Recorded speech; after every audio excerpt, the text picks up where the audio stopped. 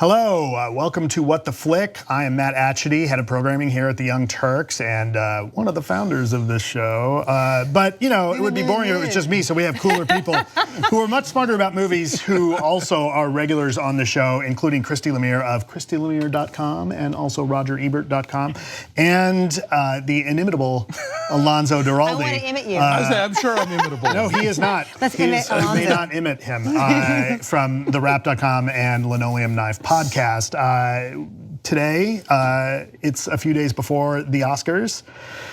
2018 Oscars. It'll be an interesting discussion, I think, the night of the show, because we're in the middle of the kind of Me Too and Time's Up moment, although we still have Jimmy Kimmel hosting it. Not that there's anything wrong with Kimmel, but you would have thought maybe we'd get a woman hosting. But they probably figured these things out like many months in advance. Sure. Though, you know, maybe next year you get Tina Fey. So I'm not being a dick on my phone. I'm trying to open Oscars.org, see the full list, and it will not open for me. Your app sucks. Oscars.org. Yes. So get it together, Academy. So I know that Alonso does not particularly care about what the Oscars mean at all, but in spite of that, we're going to make him. Do it anyway. I've been burned too many times, but you know, yes, it's a thing we have to talk about because it does matter to a lot of people, and it will become part of a record book that some people will look to as a gauge for what mattered that year. But I think the deeper you become as a film person, the more you kind of realize, hey, wait a minute, how come they ignored blah, and how come they honored blah, and blah, you know? So, hey, listen, I'm a big fan of blah, and blah. Right? I know, we all love blah. To Blur. Exactly. Blur too. That's the movie I watch every time I drink too much. Blah, and Again.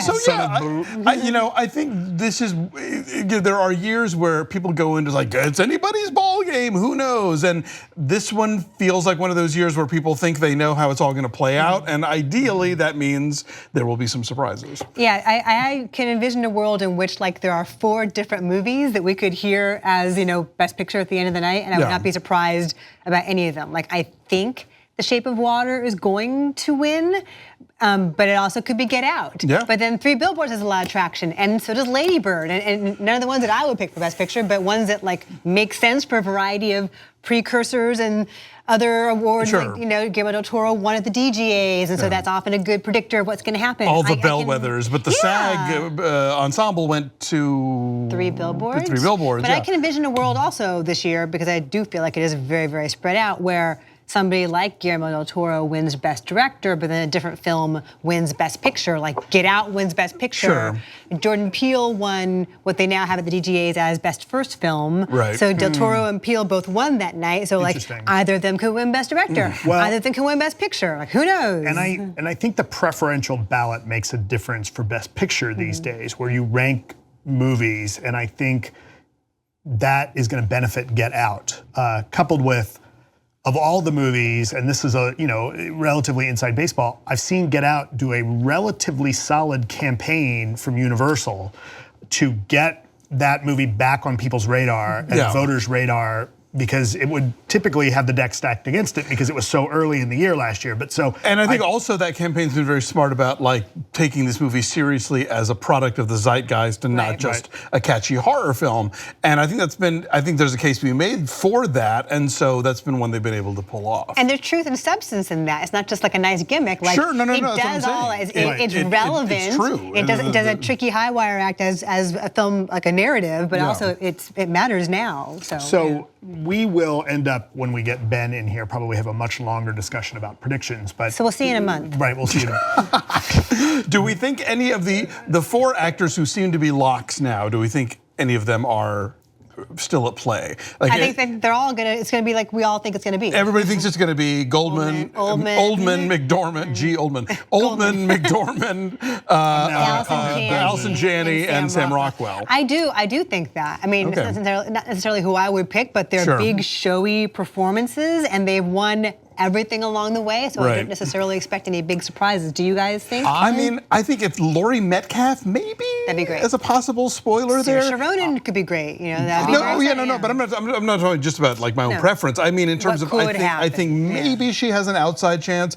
The other one seems Margot Robbie might sneak in there. That would be great. Really? I think she might sneak in there for Best Actress. I think what she has in her favor is that she produced that movie and it was a passion project. project for her, and she like literally just made it happen. And I think for a lot of actors that they admire that sort of entrepreneurialness of a performer, of getting this package together and making this movie happen as a spotlight for herself. Yeah. But that movie, sorry to interrupt, but that movie also does a very powerful thing in that and this is, I think, one of the biggest strengths of that movie. It completely recontextualizes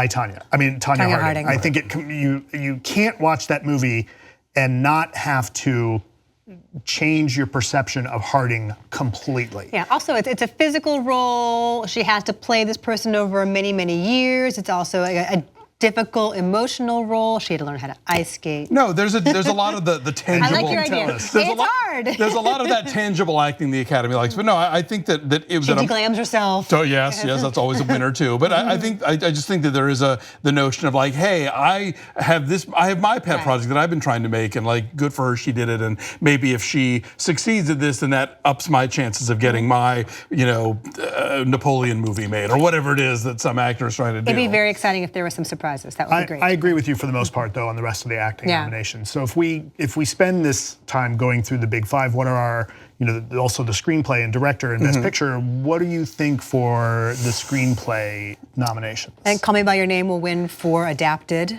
Yeah, that seems to be the one place it's gonna to win for sure, because James Ivory is such a beloved figure and has such a track record. Obviously the movie's great too. And for best original screenplay, I think Get Out. Jordan Peele, no question. And then best director? Again, I think it could go a couple different ways. Yeah, I could see a Del Toro Get Out split on this one in the way we had a La La Land Moonlight split last year. Yeah. I don't know, it could be a lot of things. Who else wins best director though besides, could it be Nolan? I mean, the thing that's cool is that all five of these people in best director, none of them have ever won before, and only Paul Thomas Anderson has been nominated before. I was going to say, it took them this long to nominate Nolan. I think and there's such craft, like it's filmmaking. And I think it's going to do really well in a lot of the tech categories. Sure. I think Nolan's moment will come. I don't know that this is it. No. But so who would you like to see win? If not, I know you love Shape of Water, but if not Del Toro, then like who would you like to see win best director? I would say Paul Thomas Anderson. I mean, that'd be amazing. I'll tell you, this is one of the few categories where I'm okay with any of them. Okay. Greta Gerwig, that'd be great. Jordan Peele, Nolan, Anderson, Del Toro. Yeah, I would be perfectly fine with any of those. And then anything, other categories, like weird categories, costume, music, my prediction is that Shape of Water is going to get named Best Picture, but then Del Toro will look at the envelope and say, no, actually, it's Get Out.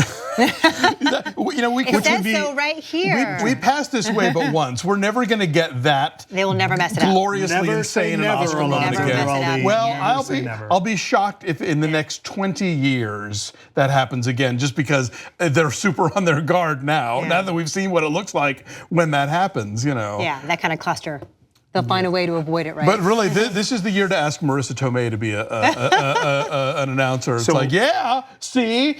Do we have any big surprises that we think we might see, or any other locks in any of the other categories? I'm really hoping that Roger Deakins finally wins. It's his 14th nomination. If you've watched our little show before, you know that I'm fond of Roger Deakins. This is his 14th nomination, and Blade Runner is so visually bold and so gorgeous. It'd be really great if he finally won. Again, maybe not for the film he should win it for, but finally, obviously my big root of the evening is Faces Places for best documentary. That could totally win. It could totally win. I think it has a good shot. That or Aleppo, I would imagine, would win. Or maybe Icarus. We're coming off the Winter Olympics, and that got suddenly very, timely. Coco will win. For original song, it would be a big thing. I think if the Disney song doesn't win. Yeah, I think This Is Me will win. Oh God.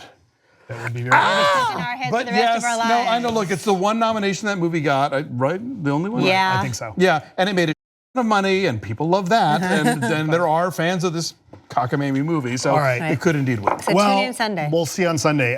We're going to take a quick break. When we come back, we're going to talk about some news out of Georgia about a bill that's on the floor that may affect filming that may or may not happen in the future as Hollywood reacts to it. So you're watching What the Flick. We'll be back in just a moment.